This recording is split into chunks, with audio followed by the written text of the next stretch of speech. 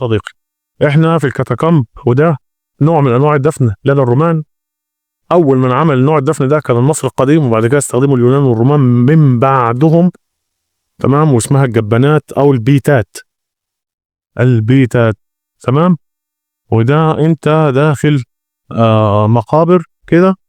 طبعا في اختلاف في الدفن. اختلاف في الدفن. هوريهولك لان في كذا نوع دفن او في كذا عقيده دفن هنا في اتجاهات معينه هوريها لك.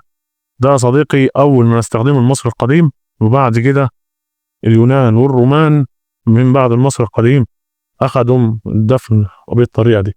ودي كانت غرفه مقفوله اهيت من بره كده، هشرحها لك بعد كده شرح لوحدها.